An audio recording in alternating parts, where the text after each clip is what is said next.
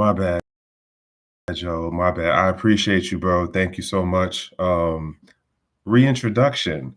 Hola, hola, G&Gs. My name is Shrek2Ks. Welcome to the Gentleman of Crypto um, Network YouTube channel.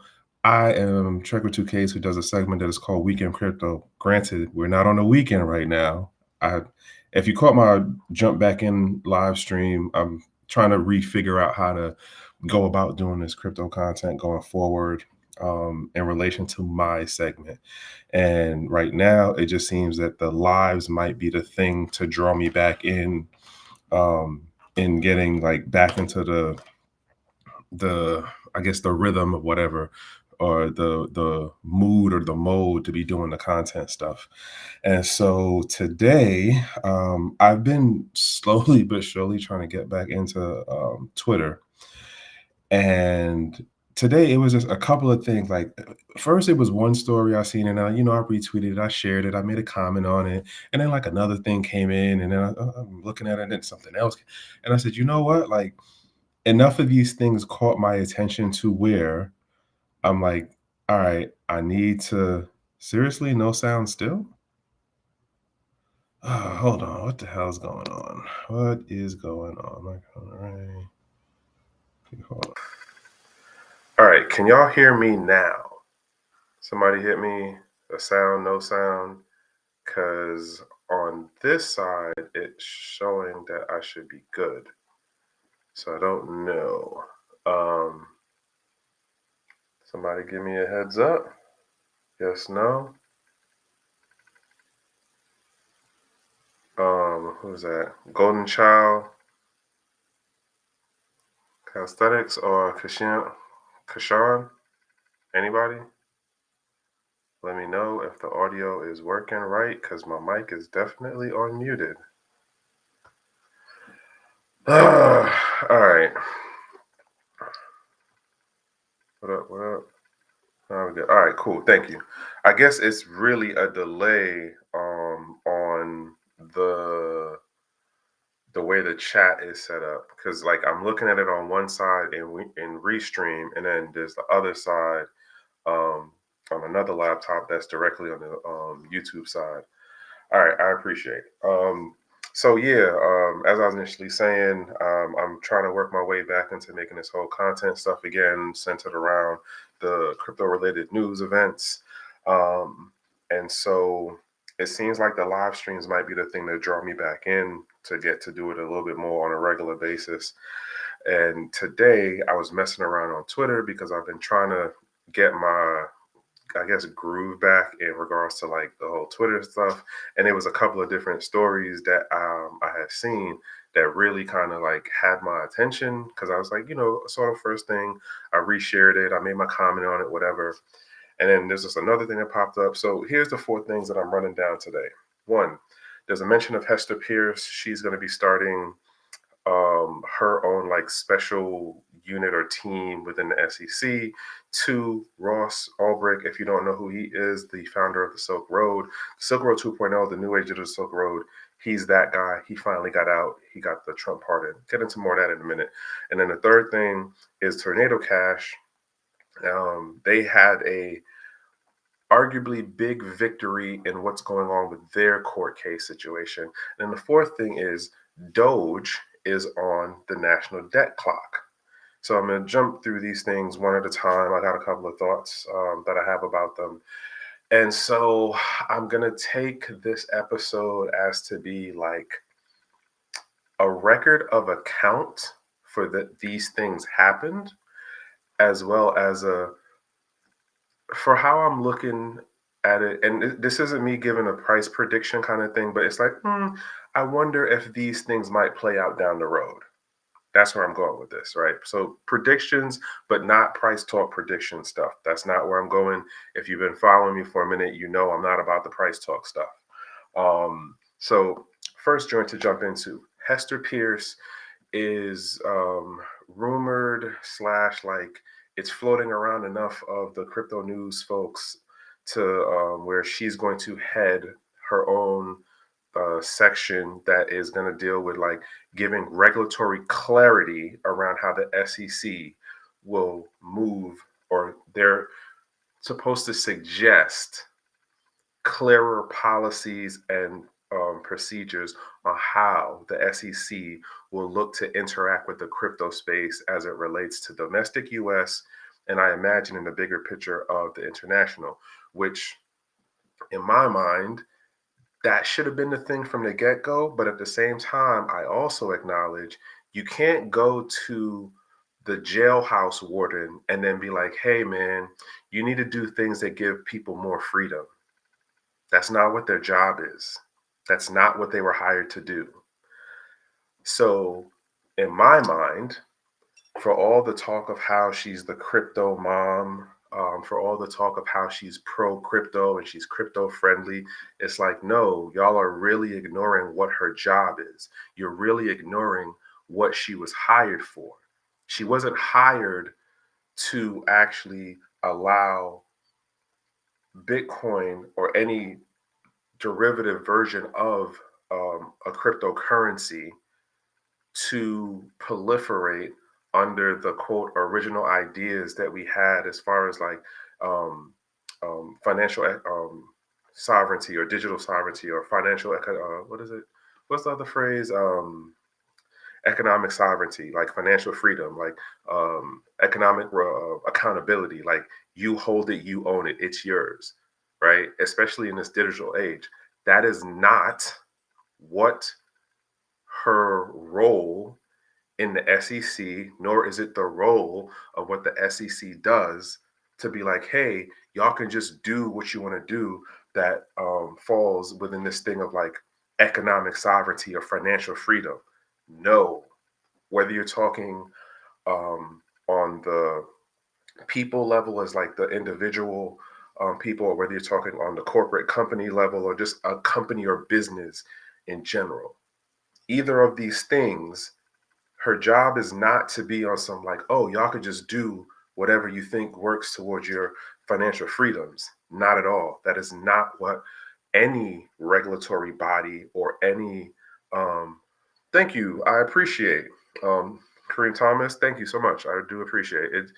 But it it's been it's been a number of things that I've just seen going on in the space that just really had me like, nah, I'm done. And then there was other stuff going on in life that just my attention and energy and stuff had to focus on that. But like this example here, as far as the whole Hester Pierce, like I think that there this could probably make for a higher chance, like assuming that she gets to head this special team or special section, department, whatever, and like they, because honestly, she already knows what she has in mind to be like, I suggest blah, blah, blah. She's literally had the last, what, 6 years to come up with things and then like watch what was done under the Gary Gensler leadership to be like, well, that was dumb, or like, I knew that wasn't going to work, but hey, I'm not the head person, right? She's been there to be able to watch all the things that didn't work. And then she understands the motivations, or at least X amount of the motivations or the vested interest as to why the SEC was taking the actions that it was taking under his leadership and the companies that they were sniping and targeting, right? Um, and so with that, she can now be like, well, I can take this thing and make that a suggestion within the policy. I can say, hey, no, we need to stay away from that stuff over there. At this stage of things, though, I wonder if do you remember the sandbox program that she had? Like, if that idea will actually get pushed out. And in regards to the whole thing with the what is it? The the so under Trump's administration, his whole thing about like, bringing back the jobs and doing things to encourage folks to come back on American shores. They call it oh my God, there's a phrase for it that I can't remember right now. But my thought on this, in that in the overall, there will be a positive spin during this administration on how the US is looking to be more pro crypto and more friendly within crypto, within like the crypto business side, right? Because yeah, there's the, mom and pop level, me and you, everyday average person, whatever. But as far as the SEC is concerned, in my mind, it's more about the projection of like, hey, we're going to look to be more company, crypto company friendly. So, hey, exchanges, come back over and like come to the US. Then I'm running down a rabbit hole a little bit. You can agree with me, you can not agree with me. This is just me throwing out my little over here random guy on the internet like hypotheses, right? Hypothesis, but I have multiple hypotheses. I have multiple hypotheses. All right, I don't know what the plural of a hypothesis is, but nonetheless, one, if you make a more clear regulatory policy and environment, it would logically, you would think it would encourage more business development as it relates to cryptocurrencies, right? Businesses that are related to cryptocurrency. So you'll have more companies say, or like you'll have more people looking to make the companies, one. You'll have more companies that are already established and out there going, okay, we can now get back into the American market because we were there for a while or we wanted to get there, but it was too much shady shit going on that we didn't want to deal with. And this then means you can tax the users, right? Because what financial agency does not want to tax their population? What government does not want to tax their population? One. Two, you have the companies. Now we get into the capital gains tax as far as the company side is concerned. So like in my mind, I think the projection is that they want to bring more companies back into the US that are crypto related in order to get the users um, in the mix, which on either side of it, individual or company, it means more revenue on the tax side. We're talking state and we're talking federal, right? Um, but in all honesty, I don't think that is going to play out the way that they want. One, granted, Trump's executive orders are like moving at light speed for the ripple effect, the the things that are going for, and I don't know how many people pay attention to how many executive orders he actually um, signed, but the executive orders was I think more than 25, and they have already started in the different areas. So whether we're talking about the DOJ, the DOD, the SEC, um, even what is it, the SES, which is like the the the staff at the at like under the White House umbrella, like his executive orders and how they're already like trying to move on them is very, very fast. So the situation with the SEC and what's going on with Hester Pierce, which I'm like, well, why didn't we just make Hester Pierce the head person for the SEC, because she's been there for so long? And granted, it isn't that she's just only the crypto person. Obviously, she was doing stuff long before crypto. But the person that they put in as the head person is what's this person's name? Um, and I looked his name up, Paul Atkins. And because he was a business guy, they're like, oh, well, yeah, you should be the one to be in charge of the SEC. I don't know what, deal was worked out there. I don't think he's actually officially accepted as the person. I think he still has to go through the review stuff. But nonetheless, like it's a balancing act of what's going on there. And I think as far as it relates to the crypto side, the way the story is going to be pushed is that Hester Pierce being there in this little department will have a greater influence in helping to build out the crypto sector and encourage mass adoption because it's going to bring the companies back into the American market. That's the projection of what they wanted to do. I don't think it's going to do that because the because of what's going on in the um, Asia market. And when I say the Asian market or Eurasian market, I'm particularly talking about what's going on with China and what's going on with Russia and how they're moving in their blockchain technology slash cryptocurrency regulations and their policies and what's going on at their national level and how they're also doing certain bilateral trade deals that will eventually start incorporating the cryptocurrency, right? Like literally, China's doing deals in other jurisdictions with euros and with American dollars. They're not using their own money to do the deal. Like, hey, we'll give you like $1.2 billion to build this whole new infrastructure. There's a railway deal that's happening.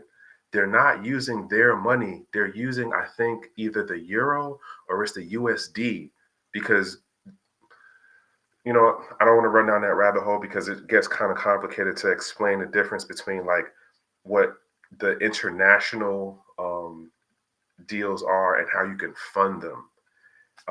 But the point being is that like I think that what's going on with this SEC thing right now is the Trump administration trying to find a way in how to either influence or counter what Russia and China are doing.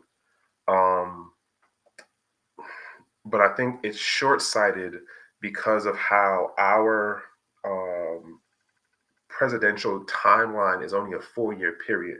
Granted, each administration is just doing their quote part within the bigger timeline of like obviously we're trying to keep America sovereign, we're trying to keep America whole, we're trying to keep America within like the top 3, top 5 geopolitical powers. But I think that because of the time frame of how we are so used to understanding a 4-year term, it isn't going to play out the way they think. And we'll, we'll we'll see. Like we ain't even make her first 100 days yet, but that's my projection right now. It's not going to play out the way they think about Hester Pierce being the one. I'm still not 100% sold on Atkins being the head of the SEC either. So let me move on to this next story, which I think is the better highlight story. Um, I think there was a period where a lot of us didn't think it was going to be possible for this day to come, for this moment to happen. And I really wonder how many, I don't, that's a bad thing to say, I wonder. Ross Ulbricht got a full unconditional pardon from Trump. That was yesterday. And with that, if you know anything about the story, it's one of those like and when you like Google it or if you use Brave, um, depending on what search engine you use, it's interesting to see how the different search engines, if they have like the summarizations um, with the AI stuff that they have on the back end, it's interesting to see how it's framed or like how it's worded out because there's definitely what I've seen when I was looking at, I think at Reuters version where it was like, what was it? He the summary that the TLDR was it sold drugs and it was illicit activities. It was a criminal enterprise and it was another negative thing versus the like Silk Road is the first digital Web 2.0 um, proof of concept that shows a free market can exist, right? The other thing that we have in real world that is that, but it's more of an analog thing, is the prison system as far as like what is market value in the prison system. There is no single governing body or quote authority in the prison system that says, hey, cigarettes are worth this much here, and it's always going to be this. Where you might move into another prison facility and cigarettes don't have that high of a demand because X amount of the population may not be into smoking. So it could be something else totally different that has a higher value, right? But that's a free market thing that the prison, jail, those dynamics of like what the free market is based on that product or service is determined solely within that I don't want to say echo chamber, but within that environment. It's not that the warden of the facility determines it. It's not that the correctional officers determine the value of whatever the thing is, right? It's the thing going on within the inmate population that says this thing is valuable. I would trade X number of these things for that, right? And so within the terms of the Silk Road and the simple part that Ross did, and I'm not trying to undermine coding, I'm not trying to undermine it. He wrote some code that allowed people to use this thing called Bitcoin, and they could buy and trade products and services. That's all he did.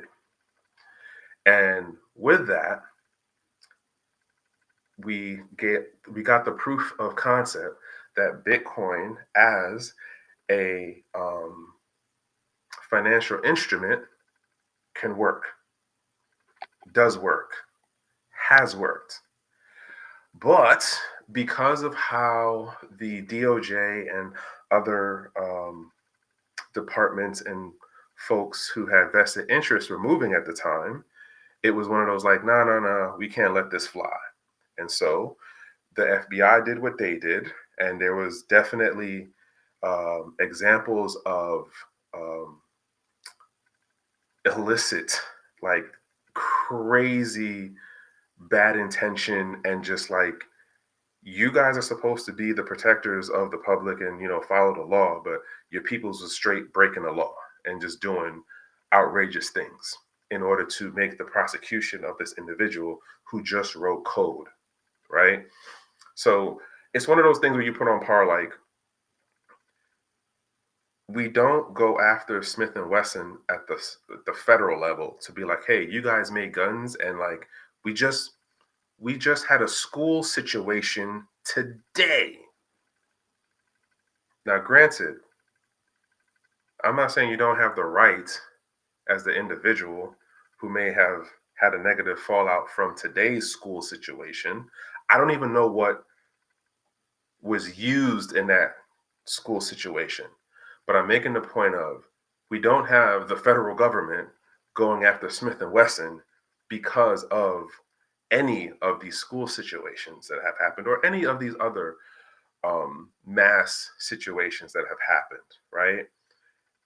And so to then go after the individual at the federal level because of what the end user is doing, the logic of rationale for law enforcement doesn't make sense to most people. I tend to be one of those people, right? But nonetheless, like, the bigger point of the takeaway is Ross is free. He has an unconditional pardon.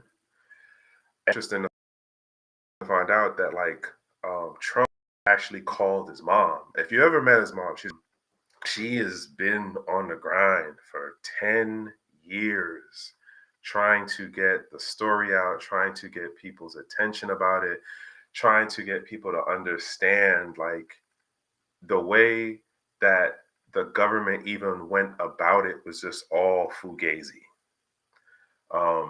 As well as just the thing that they're looking to prosecute him over. It's wild that, but it's also how lawyers be lawyers, right? Lawyers lawyering. And usually when the federal government has an agenda, or any government. So when you're talking about like county level government, state level government, city level government, federal level government, when they have the intention as an end result of what they want, they will do many things, and usually everything, in order to reach that goal. It was another thing that I was reading today in relation to the Ross getting that. It makes me the judge who initially sentenced him, where it's like, can we get some FOIA requests on the communication between the judge, the prosecution, the FBI? Because for as much dirt that was going on the FBI side, it's just like, how do you even count this as a fair trial? Like, but anywho, I'm not gonna get into all of that stuff. There's definitely a number of YouTubers out there who've already, broken down all the different inconsistencies on the FBI side, as well as just like the things that Ross actually did versus what was alleged on him, this, that, and the third. You can find a number one of those websites. You can find 101 of those on the YouTube stuff. The point being is that the man's out. His mom's hard work and dedication has finally paid off. And a couple of thoughts I had about his situation is like, the invites that he must be getting to conferences is already crazy, because we only at the top of the year. We in January. There's going to be a number of conferences stateside wise. There's going to be a number of conferences international wise. And so I know the invites are going to be crazy, but the other part too that I was thinking about too, where it's just like, he's going to get all of these invites from the crypto side stuff. He's going to get all of these invites from the folks who about privacy and digital sovereignty, and it's just like, how much of that was actually you being like, I'm pro crypto, or like I'm pro digital sovereignty, versus the like, now that you're out in public, because before it was limited contact to him. He had limited ability to communicate to the outside. Like, they were messing with the calls, they were messing with his mail, like the whole shebang, right? And so now that he's outside, to be able to be like, let me share a more direct like means of communication, of like, I'm at the conference, I'm on stage, or like I'm virtually talking to whoever the audience is, and like, yo, like, I've had a lot of time to think about this stuff, and like, here are the causes and the things that I buy with, and here are the things that I don't, and I kind of want to be um accepting of that when he actually does, at some point make his rounds of going to different events, as well as just, even if he's just doing simple interviews. I imagine that someone's dropping a book deal to him at some point. Someone's probably going to drop a movie thing to him at some point, or some kind of documentary biopic thing. Um, and I guess at that point we'll start to really get um, a better idea of like where he stands on this stuff, because now he's outside. Now he can, in a more real time, address these things, these ideas, and these concepts, and these personas that are being pushed onto him as like, oh, Ross is like the figure face of the crypto movement. Like, imagine like if Satoshi came out and then he's like, nah, I don't really care about like X number of things in the Bitcoin, like space. Like like mofos would be heartbroken. Like, they would be ready to fight this man and say he can't be the real Satoshi. Like, imagine if like 100% proof this is Satoshi, and then he turned around and was like, oh, X, Y, and Z things of Bitcoin I don't agree with. And I think that like Solana should be the new thing that everyone pays attention to. Like, I think that would really break a lot of people, like dead ass on that one. But nonetheless, like I'm curious on. I hope he gets the respect and the patience from the community for him to be able to come out, process being home, process being out, adjust to being home and being outside. And I say that on the end of, if you've ever served, um, and and if you've served, and when I say if you served military wise, sorry, gang side military wise, if you have served, if you've been away from home and you've been downrange for 8, 9 to 15 to 16 months, that's not even a full 2 years. And then you got to come back home, and there's a whole adjustment period. It could take a month, it could take 3 months, it could take 6 months. And don't let it be that something happened to you while you was downrange. So now take that in the context of someone who was in a correctional facility for 10 years, damn near. I think he's at 10. Like, now you come home, you can look at regular TV, you can walk outside, you can go to the bathroom at your leisure, you can wake up and go to sleep at your leisure, you can eat what foods you want at your leisure. A lot of folks don't understand how that reintegration process is a thing. And I'm not going to say it's exactly the same as far as like deployments versus correctional time. There's some damn sure similarities for how that reintegration process works. And I hope that, besides his moms, he has other people who are in his corner and who are there to like help him make that adjustment back. And I hope it is a good transition for him. And I hope that the space, not just the crypto folks, not just the crypto mess, but everyone is respectful of him to adjust and process and be back home. And then, like, when he's ready to start, whatever his next endeavor is or where things bring him to, be respectful. Like, if he turn around and be like, yo, I don't want nothing to do with crypto, like, I'm not mad at the man. Like, let him live his life, right? But anywho, that's my spill, my rant, my rave on Ross Ulbricht. He's free. That's a good thing.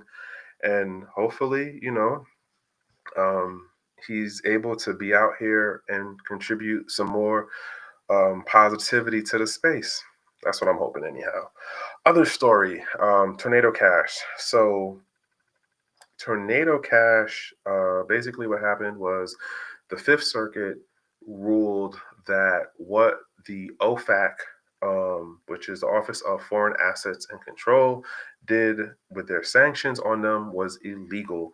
And it falls under like how the code is not property, and the way that the OFAC law folks, and I think they were also working in tandem with like DOJ, were arguing about how Tornado Cash was the facilitator um, for illicit activities. They're like, well, nah, that's not how that works. You guys are kind of reinterpret your reinterpretation or your interpretation of blah blah blah law. And shout outs to Brave, right? Because damn, where's the window at? Is it this one? Yeah, so Brave, when I looked it up on Brave, Brave did this thing with, I forgot what the name of their AI thing is, but it basically broke down like the key points of like what happened within the court case for, excuse me, um, the court to then say, hey, this is unconstitutional, this isn't fair. And I'll read some of it. It's on the other monitor. So it says U.S. court has overturned the sanctions imposed by the U.S. Treasury's Office of Foreign Asset Controls, aka OFAC, on Tornado Cash, a decentralized crypto mixing protocol, deeming them unconstitutional. The Fifth Circuit Court of Appeal ruled that OFAC exceeded its authority by sanctioning Tornado Cash, as the protocol's immutable smart contracts cannot be classified as property under the International Emergency Economic Powers Act, which is also known as the IEEPA. Um, this discussion marks a significant development in the regulation of crypto protocols and privacy preserving technologies. The court ruling emphasized that Tornado Cash smart contracts are autonomous and accessible to anyone, making it impossible to restrict access even for sanctioned individuals or groups. Point to note on that particular thing is that um, even though the the OFAC had shut down the main site for Tornado Cash, if you knew how to interact directly with smart contracts, you could still use Tornado Cash. The danger was um, law enforcement via OFAC was still sitting on um, the end transmission sides of how the mixer worked. So if you weren't good with practicing like crypto privacy practices, your wallet's on a watch list somewhere by now. But the point being is that even though they took off the main website, the smart contract protocol still worked if you knew how to interact with smart contracts, which is the point that the court made. It was still accessible and open to anyone. Um, so there's a couple other points that they made, but like I said, if you Google it on, not Google it, but if you use Brave and you just type in the question or um, Tornado Cash appealed by a Fifth Circuit court, it'll give you the whole breakdown thing. And I think it's really interesting to see how far along Brave's AI algorithm has come along with how it basically web crawls, which is a whole thing with what Cliff High was doing back in like the early teens, early 2000 teens. Now AI, everyone has that in their thing now. So when you search stuff, it just crawls all the public space. But nonetheless, not running down that rabbit hole. So a couple of questions on that I had was, what happens to the dude who's in the French police custody? I think he's still in jail. Um, what happens to the funds that they froze on people or companies? What happens to those people? Like, how do they get their stuff back? Right now, like this situation, yes, it is a pro for the company as far as like, hey, we're not out here just randomly, attacking companies because they provide privacy technologies, privacy enabling technologies. But what happens to the people that have already been, wronged because of this aggressive prosecution, right? What happens to those folks? What happens to those companies? How does this play out for them? Like, this is a good part for Tornado Cash, but what about the other individuals and companies who have already been scarred by this this prosecution, or as the court says, overreaching prosecution of the Treasury Department's OFAC? I don't know, but we'll see as time goes along, how this works out for them. That's some other news to hear. I really was trying to keep this under like 40 minutes, but yeah, anywho, y'all know what it is. So last joint that I want to jump on is, so earlier today, shout outs to my guy, Seth. I was watching him and Teen Crypto.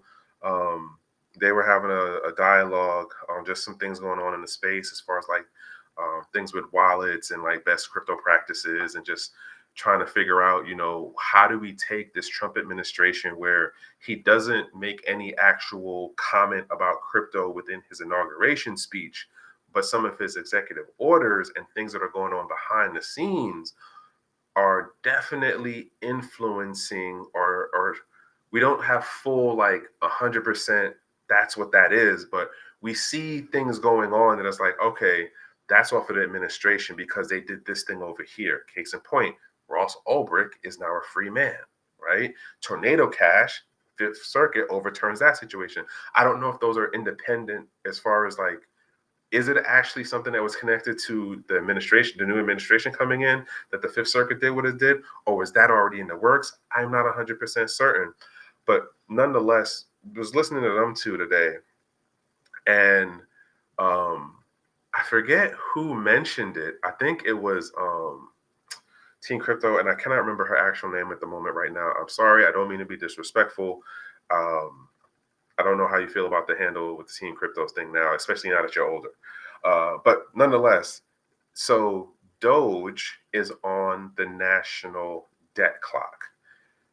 So here I am going, oh snap, like, wait, Dogecoin is on the national debt clock? And I didn't look this up when I initially heard them talk about it. I looked it up like maybe 10, 15 minutes before I went live, right? And so I'm like, oh, let me look through. So I'm looking through the debt clock, and there's a couple of things I noticed. One, a lot more options and buttons on the debt clock right now. And then the other part of there was a time when there was an Ethereum and there was a Bitcoin section on the debt clock. And now those aren't there anymore. And then what was the other thing that had caught me? There's a section on there that has the comparison of BRICS GDP. What was it? It is, where the hell did you go? Yeah, the BRICS GDP to gold ratio, which is also then in comparison to like the US GDP to gold ratio. And then I'm looking, and I'm like, all right, so what is the Doge clock thing? So if you don't know, might have been under, not paying too much attention. Basically, Elon Musk and I think it's like up to 20 other people, not everyone being on the same level as Elon, but what is it?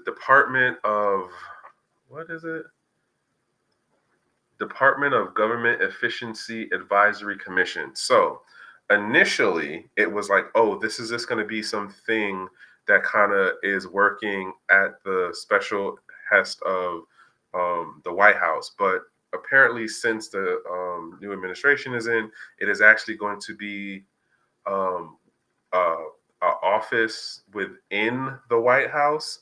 But like under 30 people are supposed to work there, whatever.